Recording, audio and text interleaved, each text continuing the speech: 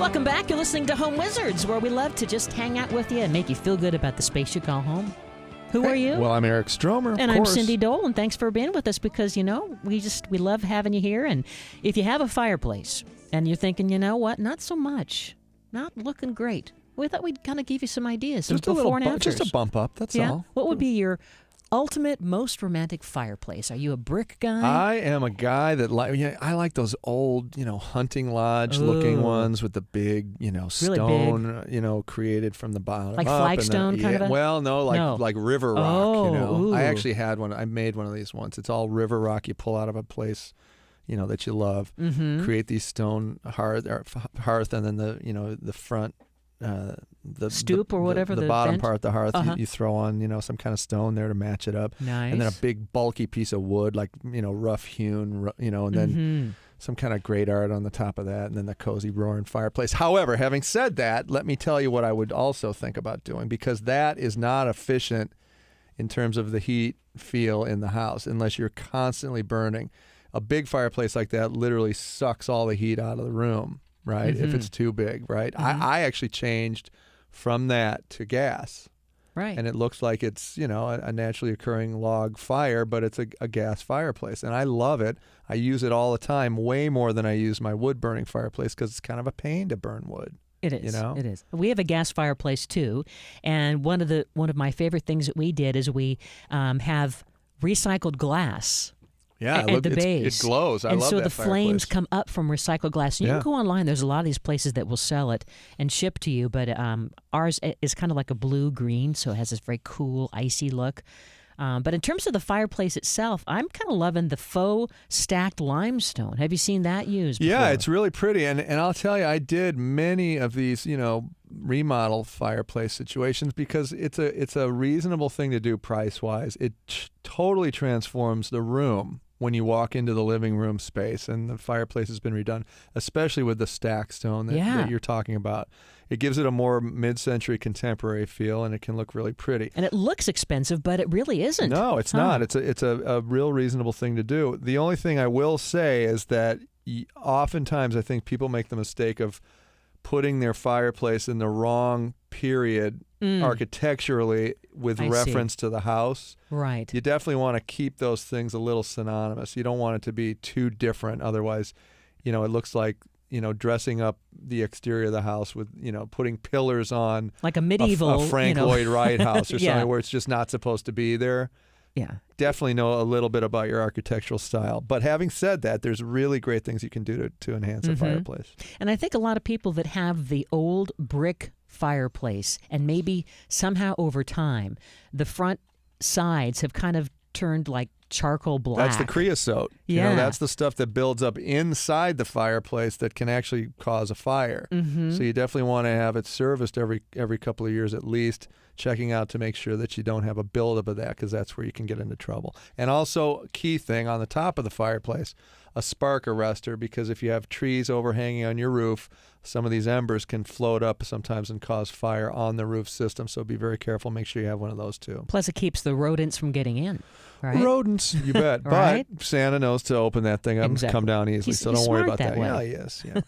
What about adding, let's say, pillars? That kind of transform a fireplace so it gives it this kind of an elegant look on either side. I love it. I think it's a great idea. Anytime you can get the old school wood detail that looks like craftsmanship was done to your place, it looks great. If the faux works and it doesn't look detectable, great. If it, a lot of times when they do these facades and they're using the hollowed out material, it looks like a set. It looks great, but when you walk up to it and put your hand on it, it just dum, dum, dum, the hollow you sound. can hear that it's hollow, and I'm not crazy about that. So I would err, in the area of real and authentic over the faux stuff, I think. Would you ever want to add maybe some tile as a surround accent? Did that all the time, and because it's beautiful. Beautiful, and that gives you an opportunity to buy the handmade stuff that's, a little pricier. You're going to probably have to go to a tile store that specializes in that old like either Batch Elder looking tile from the turn of the century. Is it a special kind of tile to handle the heat? Yeah, well, no, it's No. more. Yeah, well, yes, that's true. But a lot of times the face of the fireplace don't get affected by that heat, Gotcha. so you're safe as long as it's ceramic. It's not going to be an issue. Gotcha. But you can get those crackle glazes or the bisques, and the bisque is the part of the tile that doesn't have the glaze on it. It's the meat of the tile. You'll get the clay bisques that you can bleed through these kind of opaque colors, and they can just be gorgeous and really beautiful, handmade looking. So I always recommend that kind of a look. I mean, I love the idea of having the surround being the tile and then surrounding that with more of a molding and kind of a mantle. Yes, really rich. Exactly. And a great little upgrade too is changing out the mantle itself. A lot of times the mantle itself can look sort of dated or 80s. A lot of stuff that was made in the 80s has a really discerning or distinguishable characteristic to it that makes you think like, hey, I've got to get my big shoulder pads out while I sit here. They're coming back, by the way. I know they are. I know. I'm horrified, but yeah, they are. Yeah. But you definitely want to, get back into a time. Maybe if your house was built in the 50s or the 40s, you're going to have a certain architectural style that you could look online and find what kind of, millwork they were doing then. That's a better choice than to kind of try and make an 80s fireplace mantle work in an older home. Yeah. But I also love the idea of having a white mantle. Boy, I do too. It really and pops. you may be able to save yourself a ton of dough by just stripping what you have and repainting it white and making it real classic. Or even and black. White or black. Yeah, white or black, or stain it. If you get it down to the bare wood, you can do a myriad of different finishes that'll look great. And a pop of color on the wall, and then maybe referencing it with some tile, and then around that the white mantle. Crisp, clean, tasteful, looks good. Pretty much works in any house. Yeah, love that.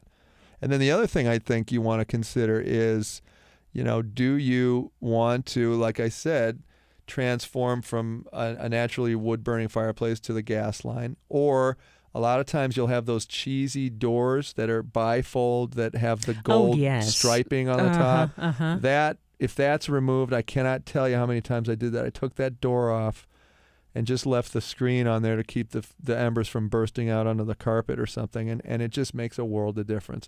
However, having said that, those doors do keep heat in the home when you're burning a fire, so there's a functionality to them that you definitely don't want to lose if you're having an issue with heat sucking out of the fireplace. What about for the surround using stone tiles?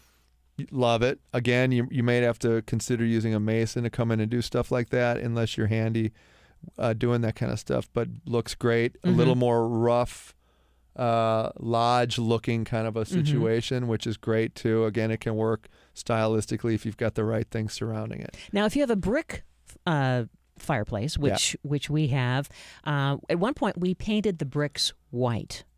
Great. And that seemed to work for a while. Sure. You know? And I've done it so many ways where even if you've got that cheesy sort of 60s groovy stone that they did in a lot of those homes at that time, I've done things where I'll paint each one a different color, or neat. Paint them all out so that it's monochromatic, and it'll hide the feeling that it's that vintage time era. So you may want to think about doing something like that before you blow it out and start over again. It may be enough to kind of cancel out the fact that I've got this yucky 60s fireplace and I want to kill myself. Try painting it out first before you make the decision to demo it. Okay. How about using something like sandstone? Again, probably would need to have a professional person help us, you think, with that? Sandstone's great. It's gorgeous looking. Even monolithic slabs of granite, marble, even some of the engineered stones can look really pretty too. Again, you want to decide, am I going modern? Am I going classic? Am I going vintage to the time my house was built? What do I want to do in this space? How do I want to make it feel here?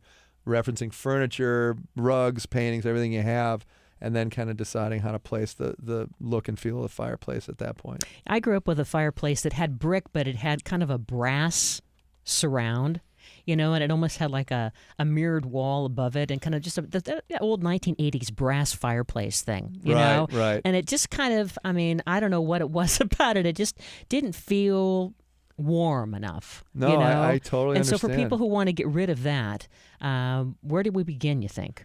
Well, I think, first of all, you want to know sort of structurally what a fireplace is when it is created over a gas installation. It's just literally a metal box that holds it and keeps the heat and the sparks from creating a fire within the house. But pretty much on top of that, it's a facade. So you can remove everything and redo it quite easily. It's not that big a deal.